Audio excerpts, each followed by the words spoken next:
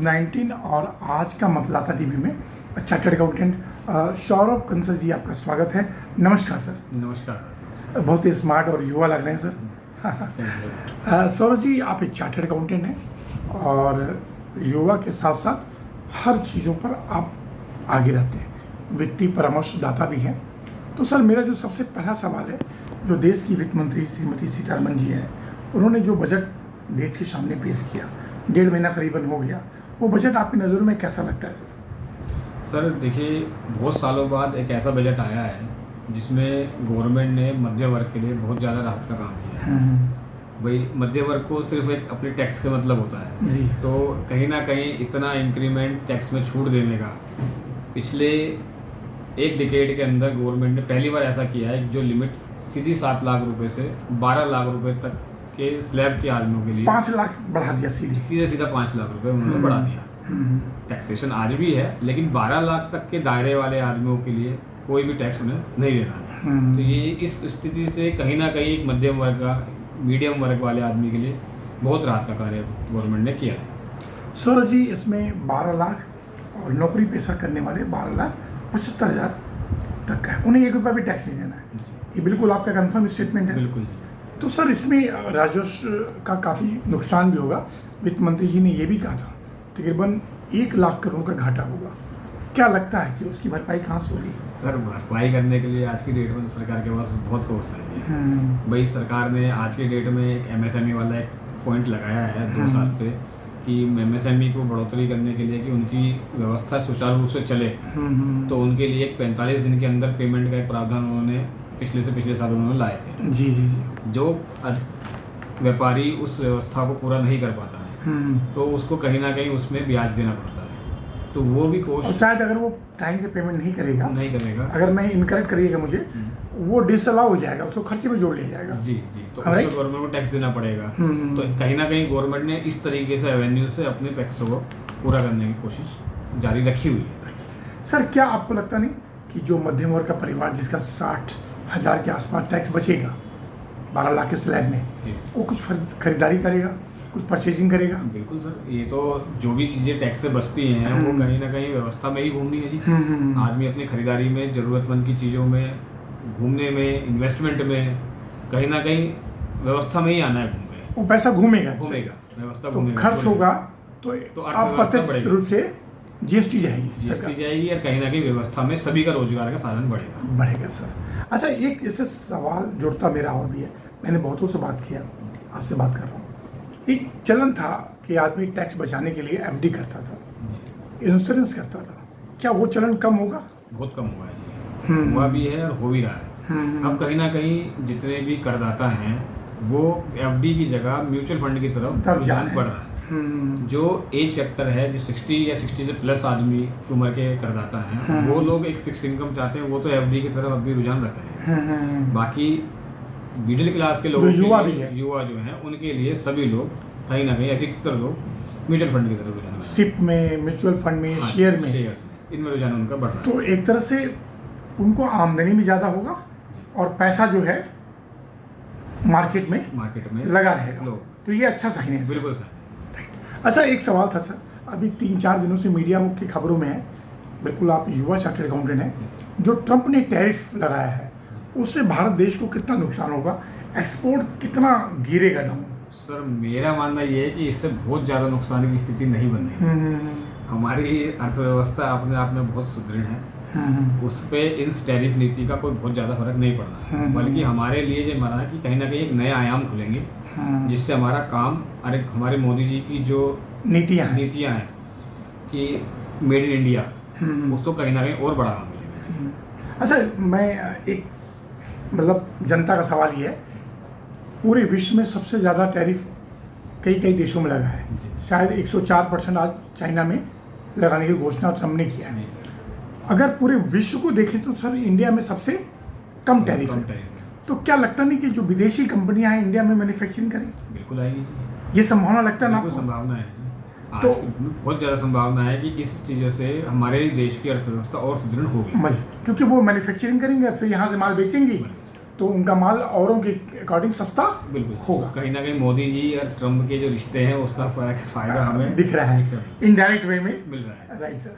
अच्छा सर, 2 सवाल और था जी कि इस बजट के अंदर वित्त मंत्री जी ने निवेश, कृषि, इंफ्रास्ट्रक्चर, सौर ऊर्जा, अंतरिक्ष अभियान, इस तरह सैकड़ों अभियान को, योजनाओं को बहुत ताकत दिया है। लेकिन एमएसएमई सेक्टर में आपने देखा होगा उसका जो वैल्यू डबल कर दिया लोन का जी, और टर्नओवर भी काफ़ी बढ़ा दिया। मेरे ख्याल से 500 करोड़ तक का अगर आप टर्नओवर करते हैं तो एमएसएमई में आएगा, मानते हैं जी। तो ये कितना बेहतर होगा देश के लिए सर? सर ये ना बहुत ही ज़्यादा बेहतर है। मैंने आपको बताया एक पिछले साल गवर्नमेंट ने प्रोविज़न लाया जिसमें एमएसएमई से जो हम माल खरीदते हैं उनको पेमेंट 45 दिन के अंदर देना अनिवार्य किया था। तो इस स्थिति को बढ़ाकर उन्होंने उसकी कवरेज बढ़ाई है ताकि पैसा और रोटेशन में जल्दी आए। लोग बाग पहले माल लेते थे 90 दिन, 60, 180 दिन में पेमेंटें करते थे। तो कहीं ना कहीं एमएसएमई सेक्टर के पास फंड की कमी होती थी जिसकी वजह से वो चीज़ों को चलन में नहीं होता था, नहीं ले वो पाते थे, दिक्कत आती थी। हाँ, ग्रोथ बहुत ज़्यादा नहीं हो पाती थी। तो अब माल ज़्यादा सेल होगा, जल्दी पेमेंट आएगी और वर्किंग बनेगी। तो कहीं ना कहीं ये बहुत अच्छा कदम है, देश हित में बहुत अच्छा कदम है। ओके सर, एक सवाल, बड़ा कठिन सवाल तो नहीं है लेकिन आपके लिए आसान है। सब क्षेत्रों में भारत देश आगे बढ़ रहा है मोदी जी के नेतृत्व में, लेकिन क्या वजह है डॉलर के मुकाबले रुपया उतना मजबूत नहीं हो पा रहा है? कहाँ आपकी कमी दिखती है सर?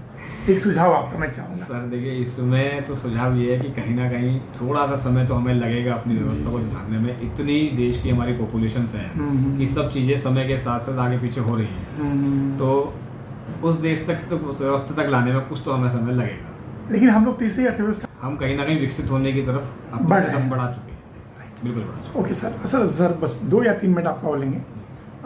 सौरभ कंसल जी, जो स्टार्टअप है, विश्व में स्टार्टअप बड़ी ऊंचाइयों पर पहुंच गया।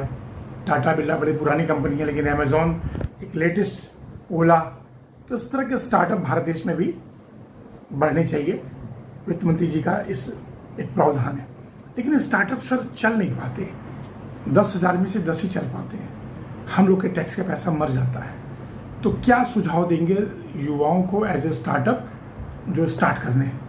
देखिए सर, स्टार्टअप का ना पर्पज़ ही ये होता है कि कोई नई तकनीक जो गवर्नमेंट को आज तक उस पर काम नहीं हुआ या विदेशों में काम हो रहा, हमारे देश में काम नहीं हुआ, उस पर लाना। तो ये तो एक हिट एंड रन वाला काम तो रहता ही है जी, कि कोई भी बंदा आएगा, अगर हम प्रयास ही नहीं करेंगे तो हम उसको अचीव कैसे करेंगे। तो सिर्फ इतना ही होगा कि सुझाव सभी के लिए कि जो भी चीज़ हम करना चाह रहे हैं, थोड़ा सा उसकी हम बैकग्राउंड जरूर स्टडी करें, थोड़ा सा उसका आगे का फ्यूचर जरूर रियलिस्टिक करें कि जो भी हम प्रोग्राम बना रहे हैं अपना, वो थोड़ा सा रियलिस्टिक हो, ताकि हम नुकसान कम से कम हो और जनता का पैसे का दुरुपयोग ना हो। ओके सर, क्या आप सुझाव देंगे कि वो किसी फाइनेंशियल एडवाइजर को नहीं रखते, सब काम स्वयं करते हैं, पैसा डूब जाता है? नहीं सर, ऐसा नहीं है कि वो फाइनेंशियल एडवाइजर नहीं रखते। फाइनेंशियल एडवाइजर जरूर रखते हैं। लगभग शुरुआत ही जो स्टार्टअप की होती है वो फाइनेंशियल एडवाइजर के साथ ही होती है। बट होता क्या है कि उनकी जो काम करने की वजह होती है वो फाइनेंस से अलग भी होती है। भाई कुछ लोगों को तकनीक पे काम करना है, तो उसमें फाइनेंशियल एडवाइजर कोई सलाह नहीं दे सकता। तो वो तकनीक जो वो यूज़ कर रहे हैं, मैं आपसे कह रहा हूँ कि वो फ्यूचरिस्टिक हो और थोड़ा सा ध्यान रखते हो कि भी अगर ये चीज़ नहीं होगी तो क्या प्लस माइनस है, क्या प्लस माइनस है। तो बड़े गंभीरता से उसको स्टार्ट करें, बहुत जल्दबाजी में ना करें कि गवर्नमेंट ने हमें अपॉर्चुनिटी दी है कि स्टार्टअप को लोन मिल रहा है, क्योंकि फंडिंग उनको मिल जाती है, जो गिफ्ट वो खर्च कर देते हैं। तो वो थोड़ा सा सोच के काम करें तो कहीं कोई दिक्कत नहीं है। ये बहुत महत्वपूर्ण सवाल था सर। अच्छा सर, जिसके लिए मेरा प्रयास है आज की मतदाता टीम का, वित्त मंत्री जी के साथ सैकड़ों एक्सपर्ट्स, बहुत अनुभवी चार्टर्ड अकाउंटेंट और फाइनेंशियल एडवाइजर होते हैं, उन्होंने ये बजट बनाया। लेकिन एक चार्टर्ड अकाउंटेंट सौरभ कंसल की नज़र में इस बजट में ये चीज़ और जुड़ जाती तो ये बजट और अच्छा होता। आपकी बात हम वहाँ तक पहुँचाने की कोशिश करेंगे, तो उसमें क्या हो सकता है सर? देखिए सर, गवर्नमेंट ने बहुत सारी सुविधाएं इस बार और हमें एड ऑन की हैं।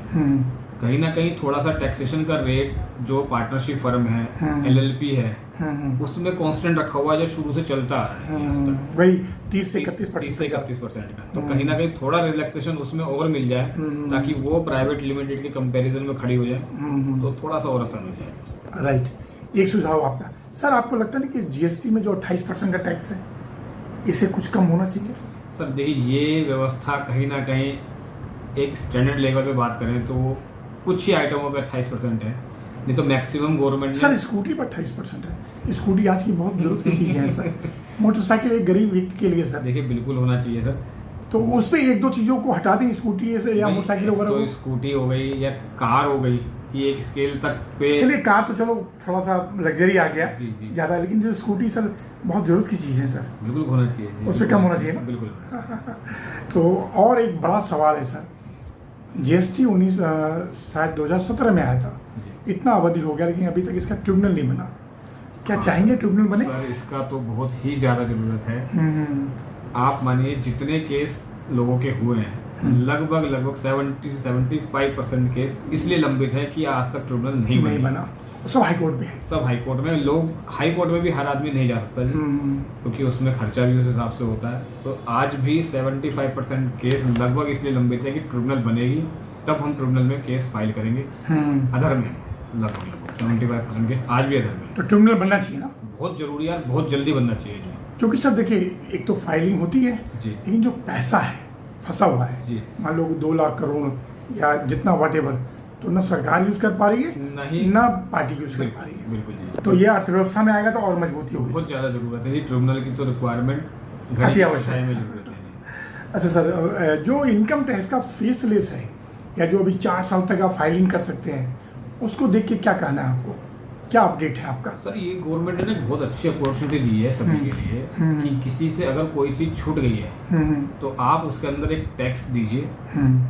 टैक्स के साथ थोड़ी सी उन्होंने पेनल्टी वर्ड कह दीजिए, लेट फाइलिंग फीस कह दीजिए। उसके साथ उन्होंने एक ऑप्शन दिया है वो सभी के लिए कि आप वोट देकर व्यवस्था में सही हो जाए, क्योंकि वो चीज़ें जब केस खुलता है, स्क्रूटनाइज होती हैं, तो हमें टैक्स भी देना पड़ता है, पेनल्टी भी देनी पड़ती है, इंटरेस्ट भी देना पड़ता है। तो वो फिगर जितनी हमारी टैक्स होता है या हमारी इनकम होती है उससे भी ऊपर टैक्स ब्याज पेनल्टी लग के बन जाती है। तो ये गवर्नमेंट ने अच्छा स्टेप है, सेल्फ असेसमेंट के लिए एक बहुत अच्छा स्टेप दिया है कि इनकम टैक्स के पास ये प्रोविजंस हैं, उन्हें आपकी सब चीजें दिख रही हैं, आप सुधर जाए और ये चीजें आप प्लीज इसको सही कर लें। राइट। तो ये व्यवस्था भी काफी अच्छी है, बहुत अच्छा स्टेप। और फेसलेस सर, फेसलेस कैसा लगता है? फेसलेस से सर कहीं ना कहीं चीजें जो व्यवस्था में लोग कहते हैं कि एक दूसरी तरीके से पेमेंट जाती है, कच्चा काम होता है, कहीं ना कहीं फेसलेस में सब चीजें पारदर्शी हो गई। पारदर्शी अच्छा हुआ, पहले पारदर्शिता हो गई है, किसी को किसी से कोई कुछ कहने की। मोदी जी की जो ये नीति है फेसलेस वाली वो ज्यादा बेहतर है पहले से बहुत अच्छी है और कहीं करप्शन नहीं है और बिल्कुल पारदर्शिता के साथ बहुत अच्छी है, सही बेस्ट है जी। राइट। अच्छा एक सवाल और सर मैं हर किसी से पूछता हूँ हमारे राइट। अच्छा एक सवाल और सर मैं हर किसी से पूछता हूँ, हमारे देश में 140 करोड़ लोग हैं, कृषि क्षेत्र समझिए सर बहुत बड़ा सेक्टर जो है एग्जम्प्ट है, लेकिन जो बड़े किसान हैं क्या उन पे टैक्स लगना चाहिए सर? सब देखिए ये सवाल आपने वो पूछा है, लेकिन कहीं ना कहीं ये सब राजनीति से प्रेरित है। गवर्नमेंट को जरूर कुछ ऐसा करना चाहिए कि इस स्केल से ऊपर अगर किसी की एग्रीकल्चर इनकम है तो उस पर टैक्स होना चाहिए। बहुत अच्छा आपने जवाब दिया सर। तो उससे क्या सर वो टैक्स का पैसा जनहित में लगेगा, व्यवस्था में आएगा, क्योंकि अब वो सिर्फ खेती नहीं, वो किसान नहीं रहे, वो व्यापारी हो गए, वो व्यापारी है, वो बड़े व्यापारी हैं, तो उसको उस कैटेगरी में लाना चाहिए। एक लिमिट तक जो किसान है उनका जो है एग्जाम करे। सर मैं सभी से ये सवाल पूछता हूँ सर कुंसा जी, आप चार्टर्ड अकाउंटेंट क्यों बने? क्योंकि कोई रिजर्वेशन नहीं है और कहीं कोई चीटिंग नहीं है कि पैसा पेपर लीक हो जाए आप पास हो जाए, अगर आप योग्य हैं तभी पास होंगे आप। सर देखिए चार्टर्ड अकाउंटेंट ना हर एक कॉमर्स सेक्टर के स्टूडेंट्स के लिए सपना होता है। कहीं ना कहीं आज भी हमारी व्यवस्था में चार्टर्ड अकाउंटेंट की व्यवस्था या इज्जत बहुत है, सर्वोपरि है। हर कंपनी के अंदर, गवर्नमेंट सेक्टर के अंदर, सभी जगह समाज में एक बड़ी प्रतिष्ठा है। तो आदमी को देखिए पैसा तो कोई भी कहीं से भी कर सकता है, लेकिन प्रतिष्ठा अगर किसी प्रोफेशन से मिलती है तो हमारे लिए यही है।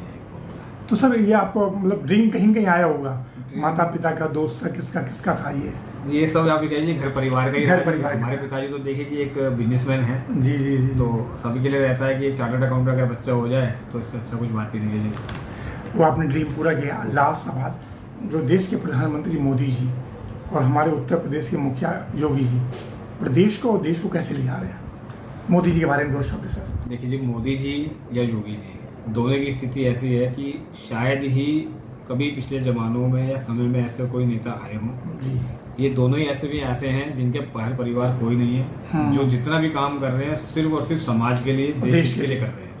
तो मैं तो ये मानता हूँ कि ये हमारे लिए एक ऐसा गोल्डन अपॉर्चुनिटी का समय है जिस पीरियड में हम लोग चल रहे हैं और हमारे को ऐसे नेता मिले हुए हैं। तो मोदी जी मेरे ख्याल से भारत देश को बहुत बुलंदी पर पहुंचा रही है जी, बहुत बुलंदी पर तरफ लेके गए हैं। कहीं ना कहीं जब से योगी जी आए हैं हमारे यहाँ उत्तर प्रदेश में भी बहुत तरक्की की व्यवस्थाएं खुली हैं जी। चार्टर्ड अकाउंटेंट सौरभ कंसल जी, आपका बहुत बहुत धन्यवाद। फिर किसी विषय पर बात करेंगे। नमस्कार। नमस्कार।